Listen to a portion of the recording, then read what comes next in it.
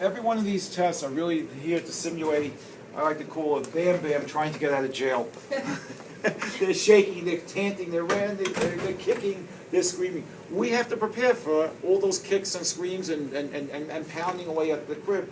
And it's not only them, but we're also thinking about their older toddler brother or sister that might be climbing in and out of the crib.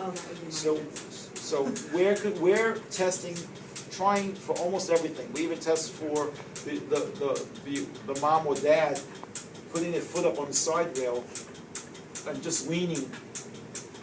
Even if they're 300 pounds or 400 pounds, we have to consider almost every possibility that we can when we try to.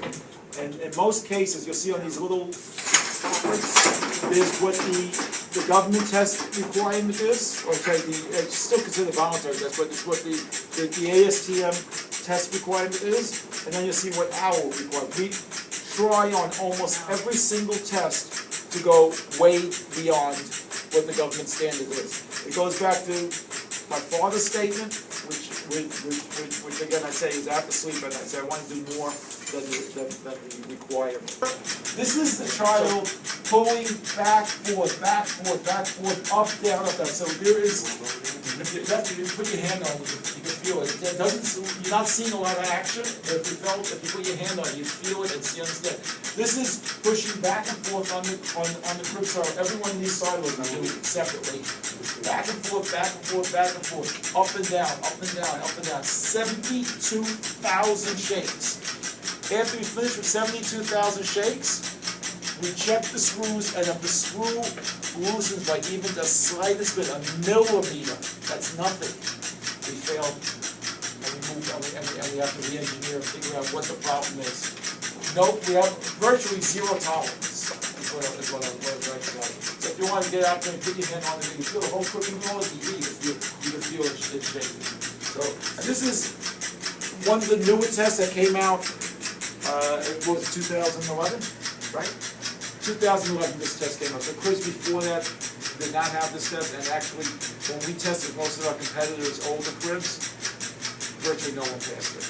It's a difference. I don't know if you said it, but in 2011 when the CPSCs changed their standard, Joe and Sam and Delta's team helped to rewrite all of these new standards. Sam, together with these two individuals, with Scott and Stephen, they literally wrote the majority of those standards. The government, working together, obviously the government approved it, they weren't allowed to just write what they wanted. And Sam is a very tough, strict individual when it comes to testing. We wanted to make sure that the U.S. had the toughest standards out there, and that's what we have today. U.S. standards are tougher than any country out there, and most countries will accept our tough standards. You can say world. The world, right? You can say world. The world, the toughest in the world. No, it's noted. So this is the shit. If anyone wants to feel the crib, so you just understand how.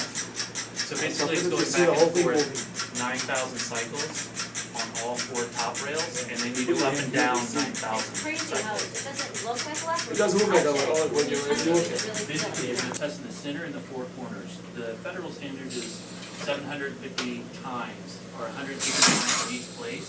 So the Delta standard is actually 600 times, or 3,000, equal to literally 150. So 3,000 times. Things going up and down, the corners and the center. Again, simulate a 45-pound baby. That's a heavy baby, jumping up and down. 7,000 times again. And no tolerance. There's no error that can happen after the testing. Bottom rail, 30 pounds. The federal standard is 150 impacts. We do 1,000, but really we do multiple thousands, and but we just say 1,000. But so this is a really easy to see the fail.